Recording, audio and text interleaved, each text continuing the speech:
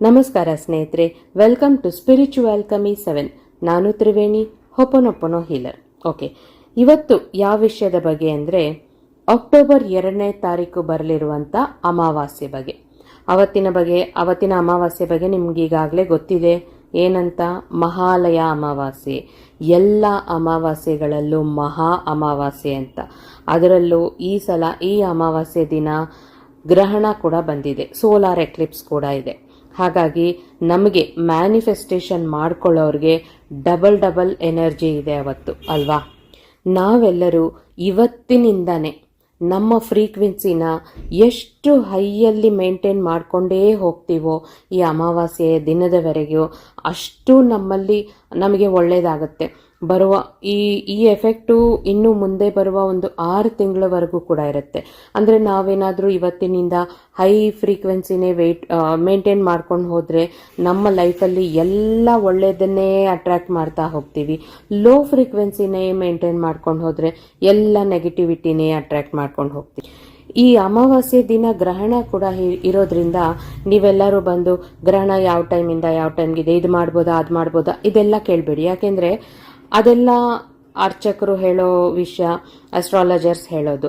ನಮಗೂ ಅದಕ್ಕೂ ಸಂಬಂಧ ಇಲ್ಲ. ನಮ್ಮದೇನಿದೆ ಮ್ಯಾನಿಫೆಸ್ಟೇಷನ್ಸ್ ಮಾಡ್ಕೊಳ್ಳೋದು ಅಷ್ಟೇ ನಮ್ಮ ಕೆಲಸ. ಯಾಕೆಂದರೆ ಅವತ್ತಿನ ದಿನ ತುಂಬ ಹೈ ವೈಬ್ರೇಷನ್ ಇದೆ. ಬೇರೆ ಎಲ್ಲ ಅಮಾವಾಸ್ಯೆಗಳಿಗಿಂತ ಈ ಅಮಾವಾಸ್ಯೆ ತುಂಬಾ ಸ್ಟ್ರಾಂಗ್ ಇರೋದ್ರಿಂದ ವೈಬ್ರೇಷನ್ಸ್ ಹೈ ಇರುತ್ತೆ. ನಾವು ಕೂಡ ನಮ್ಮ ವೈಬ್ರೇಷನ್ನ ಹೈಯಲ್ಲೇ ಇಟ್ಕೊಂಡು ಹೋಗಿ ಮ್ಯಾನಿಫೆಸ್ಟೇಷನ್ಸ್ ಮಾಡಿಕೊಂಡಾಗ ಆ ಸೋಲಾರ್ ಎಕ್ಲಿಪ್ಸ್ನ ವೈಬ್ರೇಷನ್, ಅಮಾವಾಸ್ಯೆಯ ವೈಬ್ರೇಷನ್ ಎಲ್ಲ ಸೇರಿ ನಮ್ಮ ಹೈ ವೈಬ್ರೇಷನ್ನು ಸೇರಿ ನಮ್ಮ ಮ್ಯಾನಿಫೆಸ್ಟೇಷನ್ಸ್ನ ಆದಷ್ಟು ಬೇಗ ನಮಗೆ ಕೊಡುತ್ತೆ. ಅಕ್ಟೋಬರ್ 2ನೇ ತಾರೀಕು ಗ್ರಹಣ ಇದೆ. ಅಂದರೆ ಸೂರ್ಯ ಮತ್ತು ಭೂಮಿ ಮಧ್ಯದಲ್ಲಿ ಚಂದ್ರ ಬಂದು ನಿಂತ್ಕೊಳ್ಳುತ್ತೆ. ಈ 3 ಒಂದು ಲೈನಲ್ಲಿ ಇರುತ್ತಲ್ವಾ, ಅವತ್ತಿನ ದಿನ ಗ್ರಹಣ ಅಂದರೆ ಸ್ವಲ್ಪ ತಾತ್ಕಾಲಿಕವಾಗಿ ಆಗ ಸೋಲಾರ್ ಎನರ್ಜಿ ನಮ್ಮ ಭೂಮಿ ಮೇಲೆ ಬೀಳೋದು ಡಿಸ್ಟರ್ಬ್ ಆಗುತ್ತೆ, ಮಧ್ಯ ಚಂದ್ರ ಬರೋದ್ರಿಂದ. ಅವತ್ತಿನ ದಿನ ಯೂನಿವರ್ಸಿಂದ ನಮಗೆ ಸೂರ್ಯ ಮತ್ತು ಚಂದ್ರ ಇಬ್ಬರ ಕಡೆಯಿಂದ ಕೂಡ ಭೂಮಿಗೆ ತುಂಬ ವೈಬ್ರೇಷನ್ಸ್ ಬರೋದ್ರಿಂದನೇ ಹೈ ವೈಬ್ರೇಷನ್ಸ್ ಆಗಿದೆ. ಸೊ ಈಗ ನಾವೇನು ಮಾಡಬೇಕು? ಇವತ್ತಿನಿಂದ ನಮ್ಮ ಫ್ರೀಕ್ವೆನ್ಸಿನ ಹೈಯಲ್ಲೇ ಮೇಂಟೈನ್ ಮಾಡ್ಕೊಂಡು ಹೋಗಬೇಕು. ನಮ್ಮ ಫ್ರೀಕ್ವೆನ್ಸಿ ಹೈ ಆಗಿರಬೇಕು ಅಂದರೆ ಫಸ್ಟು ನಾವೇನೇನು ಮಾಡಬಾರ್ದು? ಯಾವಾಗಲೂ ಸ್ಯಾಡ್ ಸಾಂಗ್ಸ್ ಕೇಳೋದು, ಕಷ್ಟಗಳು, ದುಃಖಗಳು, ಇದು ಏನು ಸಾಲಗಳು, ನಮಗೆ ಕೊಡೋರು ಕೊಡ್ತಾ ಇಲ್ಲ, ಬರೀ ಈ ಥರ ನೆಗೆಟಿವ್ ಆಗಿರೋದನ್ನ ಬಗ್ಗೆನೇ ಯೋಚನೆ ಮಾಡೋದು ಬಿಟ್ಬಿಟ್ಟು ಅಂದರೆ ನಾನೇನು ಅದನ್ನು ಮರ್ತು ಬಿಡಿ ಅಂತಿಲ್ಲ. ಈಗ ಸದ್ಯಕ್ಕೆ ಅಟ್ಲೀಸ್ಟ್ ನಾವು ಮ್ಯಾನಿಫೆಸ್ಟ್ ಮಾಡಿಕೊಂಡು ಅದನ್ನೆಲ್ಲ ಪಡ್ಕೋಬೇಕಲ್ವಾ, ಅದಕ್ಕೆ. ಓಕೆ, ಸೊ ನೀವೀಗ ಅದನ್ನು ಬಿಟ್ಬಿಟ್ಟು ಈಗ ನಿಮಗೆ ಆರೋಗ್ಯದಲ್ಲಿ ಸಮಸ್ಯೆ ಇದೆ ಅಂತ ಅನ್ಕೊಳ್ಳೋಣ. ಆಗ ನೀವೇನು ಮಾಡಬೇಕು? ನಿಮ್ಮ ದೇಹದಲ್ಲಿರುವಂಥ ಪ್ರತಿ ಒಂದು ಭಾಗಕ್ಕೂ ನೀವು ಎಷ್ಟು ಜಾಸ್ತಿ ಕೃತಜ್ಞತೆಗಳನ್ನು ಹೇಳ್ತಾ ಇರ್ತೀರೋ ಅಷ್ಟು ನಿಮಗೆ ಈಸಿಯಾಗಿ ಆರೋಗ್ಯ ಬೇಗ ಸುಧಾರಣೆ ಆಗುತ್ತೆ.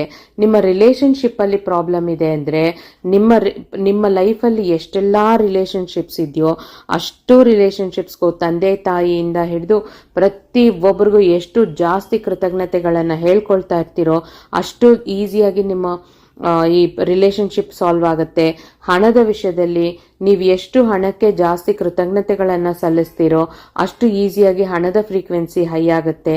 ಕೆಲಸದ ವಿಷಯದಲ್ಲಿ, ಬಿಸ್ನೆಸ್ ಅಥವಾ ಏನೇ ಇರಲಿ, ನಿಮ್ಮ ಕೆರಿಯರ್ ವಿಷಯದಲ್ಲಿ ಕಷ್ಟಗಳು, ಪ್ರಾಬ್ಲಮ್ಸ್ ಇದ್ದಾಗ ಇರೋ ಕೆಲಸಗಳಿಗೆ, ಇರೋ ಬಿಸ್ನೆಸ್ಗೆ ಎಲ್ಲ ಎಷ್ಟು ಜಾಸ್ತಿ ಗ್ರ್ಯಾಟಿಟ್ಯೂಡ್ಸನ್ನು ಹೇಳ್ತೀರೋ ಅಷ್ಟು ನಿಮ್ಮ ಕೆರಿಯರ್ನ ಫ್ರೀಕ್ವೆನ್ಸಿ ಹೈ ಆಗಿ ಅದು ಜಾಸ್ತಿ ಆಗುತ್ತೆ.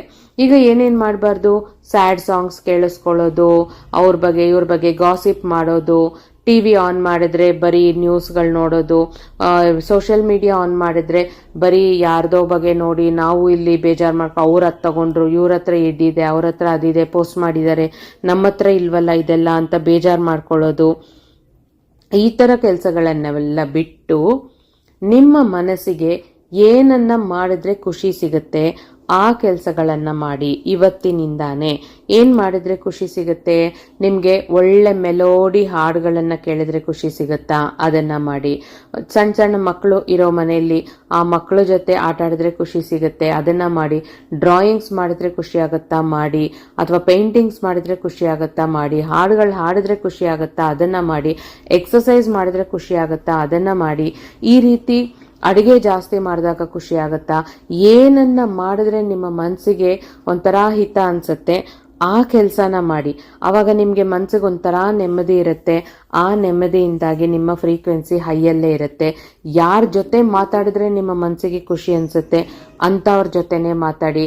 ಏನನ್ನ ಯೋಚನೆ ಮಾಡಿದ್ರೆ ನಿಮ್ಮ ಮನಸ್ಸಿಗೆ ಚೆನ್ನಾಗ್ ಅನ್ಸುತ್ತೆ ಅದನ್ನೇ ಯೋಚನೆ ಮಾಡಿ.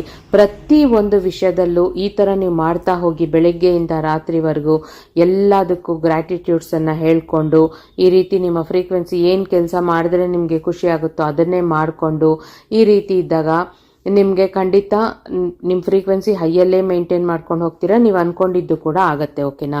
ಈಗ ಇಷ್ಟೆಲ್ಲ ಮಾಡ್ಕೊಂಡು ಹೋಗೋವಾಗ ನಮ್ಮ ಕಡೆಯಿಂದ ನಾವು ಪಾಸಿಟಿವ್ ಆಗಿರ್ತೀವಿ, ಎಲ್ಲದಕ್ಕೂ ಗ್ರಾಟಿಟ್ಯೂಡ್ ಹೇಳ್ಕೊಂಡು ಖುಷಿಯಾಗಿರ್ತೀವಿ. ಆದರೆ ಕೆಲವರು ನಮ್ಮ ಸುತ್ತು ಇರೋರು ನಮ್ಮನ್ನ ಆ ಥರ ಇರೋದಕ್ಕೆ ಬಿಡಲ್ವಲ್ಲ, ಅವಾಗ ಏನು ಮಾಡೋದು ಅಂತ ನೀವು ಕೇಳ್ತೀರಾ, ನನಗೆ ಗೊತ್ತು. ಅದಕ್ಕೆ ಈಗಲೇ ನಾನು ಉತ್ತರ ಹೇಳ್ತಾ ಇದ್ದೀನಿ.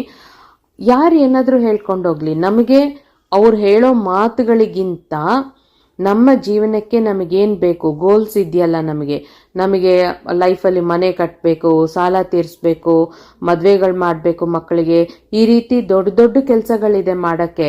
ಯಾರೋ ಏನೋ ಒಂದು ಮಾತಂತಾರೆ ಅಂತ ಆ ಮಾತನ್ನ ಕೇಳಿಸ್ಕೊಂಡು ನಮ್ಮ ತಲೆ ಕೆಡಿಸ್ಕೊಂಡು ನಮ್ಮ ಫ್ರೀಕ್ವೆನ್ಸಿನ ಯಾಕೆ ನಾವು ಡೌನ್ ಮಾಡ್ಕೋಬೇಕು ಅಲ್ವಾ? ಯಾರೇನಾದರೂ ಹೇಳ್ಕೊಳ್ಳಿ, ಅಲ್ಲಿಗೆ ಅದನ್ನ ನಿಮ್ಮ ಮನ್ಸಿಗೂ ತಗೊಂಬರ್ಬೇಡಿ. ಹೊಪ್ಪನೊಪ್ಪನ ಹೇಳ್ಕೊಂಬಿಡಿ. ಯಾರಾದರೂ ಏನಾದರೂ ಒಂದು ಮಾತಂದಾಗ ನಿಮ್ಮ ಮನಸ್ಸಿಗೆ ಬೇಜಾರಾಗುತ್ತೆ ಅಂತ ಅನ್ನಿಸ್ದಾಗ್ಲೇ I am so sorry, please forgive me, thank you, I love you ಅಂತ ಹೇಳ್ಬಿಡಿ. ಅದು ಅಲ್ಲಿಂದನೇ ದೂರ ಹೋಗುತ್ತೆ. ನಿಮ್ಮ ಮನಸ್ಸಿಗೆ ಅದು ಕಷ್ಟ ಕೊಡಲ್ಲ. ಓಕೆನಾ? ಈ ರೀತಿ ಇವತ್ತಿನಿಂದ 4ನೇ ತಾರೀಕುವರೆಗೂ ಮೇಂಟೈನ್ ಮಾಡ್ಕೊಂಡು ಹೋಗಿ. ಈಗ ಮ್ಯಾನಿಫೆಸ್ಟೇಷನ್ ಹೇಗೆ ಮಾಡ್ಕೋಬೇಕಪ್ಪ ಅಂದರೆ, ಯಾವಾಗಲೂ ತಿಂಗಳ ನಾನು ಹೇಳೋ ಥರನೇ ಹೊರಗಡೆ ಕೂತ್ಕೊಂಡು ಒಂದು ಗಾಜಿನ ಲೋಟದಲ್ಲಿ ನೀರಿಟ್ಕೊಂಡು ಪೇಪರ್ 2 ಪೇಪರ್ ತಗೊಳ್ಳಿ. ಒಂದು ಪೇಪರಲ್ಲಿ 108 ಗ್ರ್ಯಾಟಿಟ್ಯೂಡ್ಸನ್ನು ಬರೀರಿ ದಿನ.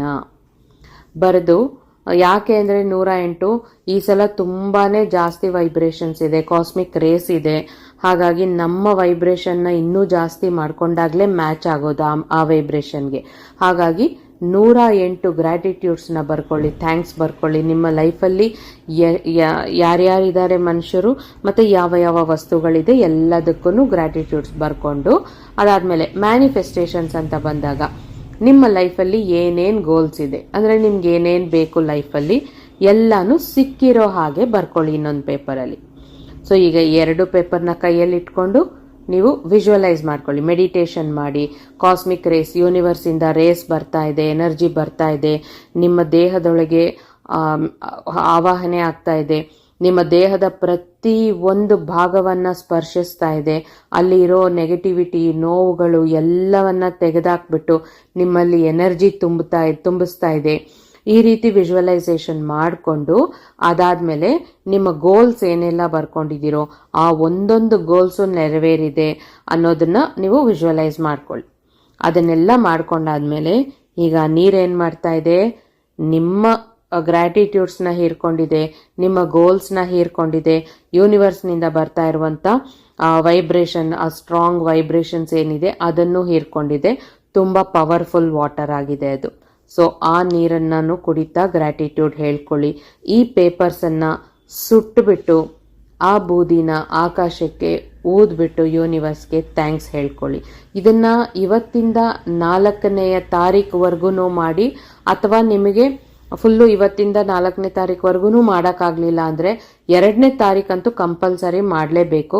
ಅದು ಬಿಟ್ಟು ಇನ್ನು ಮಿಕ್ಕಿದ ದಿನಗಳಲ್ಲಿ ನಿಮ್ಮಿಷ್ಟ ಮಾಡೋಕೆ ಸಾಧ್ಯ ಇರೋರು ಮಾಡಿ, ಸಾಧ್ಯ ಇಲ್ಲದೆ ಇರೋರು ಮನಸ್ಸಲ್ಲೇ ನಿಮ್ಮ ಗೋಲ್ಸನ್ನು ಹೇಳ್ಕೊಳ್ತಾ ಇರಿ.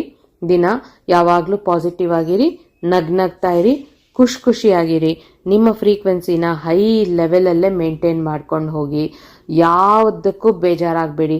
ಏನಾದರೂ ಒಂದು ಇನ್ಸಿಡೆಂಟ್ ಆಗಿದೆ, ನೀವೆಷ್ಟೇ ನಗ್ನಗ್ತಾ ಪಾಸಿಟಿವ್ ಆಗಿದ್ರು ನಿಮಗೇನೋ ಒಂದು ಯಾವುದೋ ಒಂದು ಅಪ್ಲೈ ಮಾಡಿರ್ತೀರಾ, ಕೆಲಸ ಸಿಕ್ಕಿಲ್ಲ, ಈ ಥರ ಏನಾದರೂ ಒಂದು ಪ್ರಾಬ್ಲಮ್ಸ್ ಆಯಿತು ಅಂತ ಅಂದರೆ ಅದು ಯೂನಿವರ್ಸೇ ಮಾಡ್ತಾ ಇದೆ, ಇದಕ್ಕಿಂತ ಇನ್ನೂ ಒಳ್ಳೆ ಕೆಲಸ ಕೊಡೋಕ್ಕೇನೆ ಈ ಕೆಲಸ ಸಿಕ್ಕಿಲ್ಲ, ಆ ಥರ ಅರ್ಥ ಮಾಡಿಕೊಂಡು ನೀವು ಎಷ್ಟು ಗ್ರೇಟ್ಫುಲ್ ಆಗಿರ್ತೀರೋ ಪ್ರತಿ ಒಂದು ವಿಷಯಕ್ಕೂ ನಿಮಗೆ ನೀವೇನು ಬರ್ಕೊಂಡಿರ್ತೀರಾ ಅದು ಅಷ್ಟೇ ಈಸಿಯಾಗಿ ಸಿಗ್ತಾ ಹೋಗುತ್ತೆ. ಹಾಗಾಗಿ ಈಗ ನಾನು ಹೇಳಿರೋ ಪ್ರತಿ ಒಂದನ್ನು ನೀವು ಫಾಲೋ ಮಾಡ್ತೀರಾ, ನಿಮ್ಮ ಲೈಫಲ್ಲಿ ಬೇಕಾಗಿರೋ ಎಲ್ಲನೂ ಪಡ್ಕೊಂಡು ನೀವೆಲ್ಲ ಸುಖವಾಗಿ ಸಂತೋಷವಾಗಿ ಇರ್ತೀರಾ ಅಂತ ಅಂದ್ಕೊಳ್ತಾ ಇದ್ದೀನಿ. ನಿಮಗೆ ಈ ಮ್ಯಾನಿಫೆಸ್ಟೇಷನಲ್ಲಿ ಏನಾದರೂ ಡೌಟ್ಸ್ ಇದ್ದಲ್ಲಿ ಕಮೆಂಟ್ಸಲ್ಲಿ ಕೇಳಿ, ನಾನು ಖಂಡಿತ ಉತ್ತರ ಕೊಡ್ತೀನಿ ಅಂತ ಹೇಳ್ತಾ ಇಲ್ಲಿಗೆ ನನ್ನ ಮಾತುಗಳನ್ನು ಮುಗಿಸ್ತಾ ಇದ್ದೀನಿ ಸ್ನೇಹಿತರೆ. ಮತ್ತೆ ಮುಂದಿನ ವಿಡಿಯೋಲಿ ಭೇಟಿ ಮಾಡೋಣ. ಅಲ್ಲಿವರೆಗೂ ಎಲ್ಲರೂ ಆನಂದವಾಗಿ ಆರೋಗ್ಯವಾಗಿ ಅಷ್ಟೈಶ್ವರ್ಯಗಳಿಂದ ಇರಿ ಅಂತ ಹೇಳ್ತಾ ಇಲ್ಲಿಗೆ ನನ್ನ ಮಾತುಗಳನ್ನು ಮುಗಿಸ್ತಾ ಇದ್ದೀನಿ. ಟಾಟಾ, ಬಾಯ್ ಬಾಯ್.